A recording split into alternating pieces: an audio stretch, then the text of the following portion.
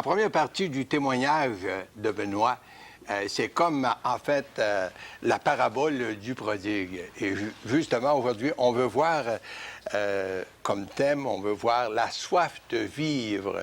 Et c'est justement ce que les gens recherchent. Et sans doute que pour vous, aujourd'hui, là, plusieurs d'entre vous, vous vivez un peu cette même expérience. Puis là, je voudrais quand même vous inviter à une lecture de la parole, seulement quelques versets pour justement nous placer dans le contexte de cette parabole du prodigue.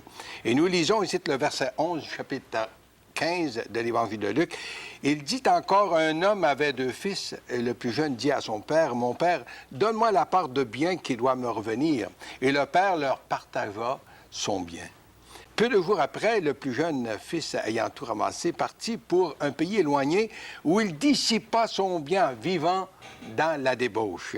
Lorsqu'il eut tout dépensé, une grande famine survint dans ce pays. Il commença à se trouver dans le besoin. Cette parabole du prodigue est sans doute la parabole qui présente le mieux l'histoire de l'homme depuis tous les temps. La partie que je veux souligner aujourd'hui, c'est d'abord cette insatisfaction. Les gens ont soif de vivre, mais en même temps, il y a toujours cette insatisfaction que nous retrouvons chez les hommes aussi bien que chez les femmes aujourd'hui. Dans notre parabole, Jésus nous présente 2 fils qui vivent avec leur père, qui jouissent d'un certain confort, d'une certaine aisance. Ils ont des serviteurs et vivent d'une certaine abondance.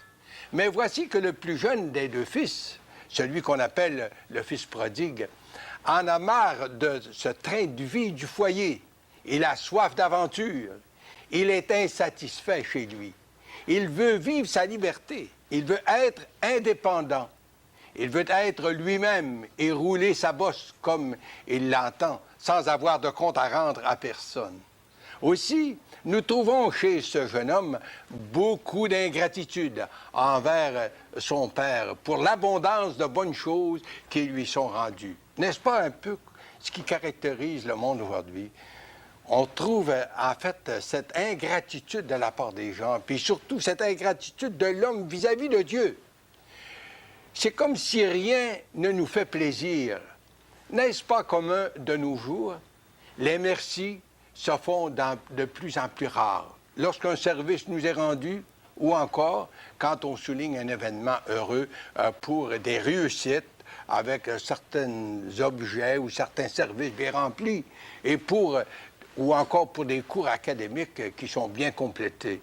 Des diplômes sont partagés, sont donnés, ou encore des trophées même sont offerts à ces occasions.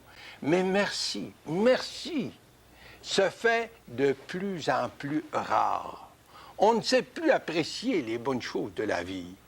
Mais pour venir à notre jeune homme, le fils prodigue, voici qu'un jour il dit à son père, « Mon père, donne-moi la part de bien qui me revient. » On pose aussi la question, quand est-ce qu'un héritage doit être légué aux héritiers? Bien sûr, c'est après la mort des parents ou encore des maîtres. Mais pour le fils prodigue, son père n'avait plus aucune valeur. Il le considérait comme déjà mort, afin de mettre la main sur son héritage. En fait, ce qui l'intéressait, c'était justement de mettre la main sur son héritage et partir vivre sa vie comme il l'entendait. Il oubliait qu'il y avait des conséquences à ses choix. Bien sûr, le père lui donne sa part de bien et le laisse libre de partir sans aucun doute, avec une mesure de tristesse. Le père le voit s'en aller et petit à petit le voit disparaître dans l'horizon. Savez-vous, de la même façon, Dieu nous donne la liberté de faire nos choix et nous sommes seuls responsables de nos choix. Très souvent, les gens vont nous dire, si Dieu existe, pourquoi? Pourquoi est-ce qu'aujourd'hui, il laisse les gens là, produire enfin ces guerres et puis toute cette souffrance? Puis pourquoi est-ce que Dieu n'intervient pas? Bien, c'est que Dieu donne à l'homme cette liberté et puis l'homme sème ou récolte ce qu'il sème. Toutes les semaines de nos jours, les médias nous rapportent les mêmes histoires. Les jeunes quittent leur foyer dans une fugue ou autre, en quête d'une certaine indépendance, à la recherche de nouvelles aventures pour tomber trop souvent, hélas, victimes d'abuseurs sans scrupules, sans pitié ou encore sans cœur. Ce qui se présentait comme une belle aventure et comme un choix valorisant tourne souvent au cauchemar. L'indépendance nous avait paru comme une joie de vivre, mais pour nous laisser tomber dans les regrets, les désappointements et souvent dans la dépression. Et plusieurs doivent avoir recours à des soins psychiatriques. J'aimerais aussi parler de cette insatisfaction sur le plan moral. Aujourd'hui, les divorces semblent à la mode. Je crois qu'il y a plus de divorces que de gens qui se marient. Pour beaucoup de gens, on évite de se marier, soit pour faciliter la séparation ou encore parce qu'on a peur des responsabilités. C'est une autre preuve d'insatisfaction quand même au sein de notre société. Cette insatisfaction se retrouve également sur le marché du travail. On n'est jamais satisfait avec ce qu'on gagne. On en veut toujours plus. On veut de meilleures conditions de travail et très souvent, on aboutit avec une grève qui nous amène plus de désappointement que de bénéfices.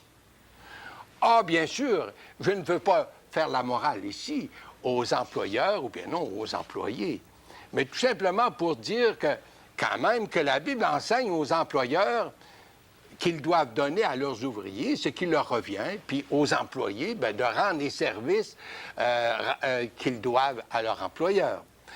Je veux souligner aussi l'insatisfaction que nous retrouvons au sein de notre société. L'homme d'affaires qui réussit dans la vie à atteindre le premier million n'est pas satisfait pour autant. Il redoublera ses efforts pour gagner un deuxième million, quitte à perdre ce qu'il a déjà gagné pour aboutir à la faillite.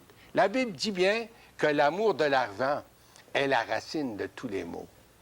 La Bible nous rappelle que dans les derniers temps, les gens seront égoïstes, amis de l'argent, plus que Dieu. Les plaisirs du monde sont un peu comme des feux d'artifice. C'est beau sur le moment, mais ça ne dure pas longtemps. Cette insatisfaction que nous retrouvons dans à peu près tous les rangs, toutes les couches de notre société prouve une chose.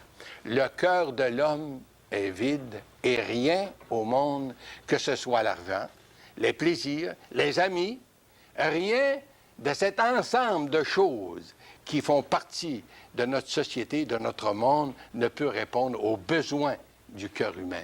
Seul Dieu peut répondre à ce besoin, à cette soif chez l'être humain. On a souvent dit que l'homme créé à l'image de Dieu possède en lui un vide à la forme de Dieu. Et seul Dieu peut combler ce vide. Mais Dieu a mis devant les gens un moyen. Et justement, qui que nous soyons, Dieu veut vraiment nous réconcilier avec lui. Il nous a préparé un chemin pour retourner vers lui. Et ce chemin se retrouve dans la personne de son Fils Jésus. En Jean chapitre 14 et le verset 6, c'est Jésus qui dit « C'est moi le chemin, la vérité et la vie. Et nul ne vient au Père que par moi. » La religion ne mène nulle part. Cher ami, êtes-vous aujourd'hui insatisfait de la vie? Êtes-vous désappointé et victime d'abus de la part de soi-disant amis ou autres? Êtes-vous malheureux, mal compris et même abandonné par vos proches? Est-ce que vous désespérez d'atteindre un jour le bonheur, la paix et la joie de vivre un jour? Cher ami, le chemin véritable qui mène au bonheur, au pardon, à la paix du cœur et à la joie de vivre se trouve seulement en Jésus et pas ailleurs. Aujourd'hui, il vous tend les mains. Par la foi, j'aimerais vous inviter à vous tourner vers lui, de vous confier à lui. Dites-lui, j'ai péché, Seigneur, contre toi. je me réponds.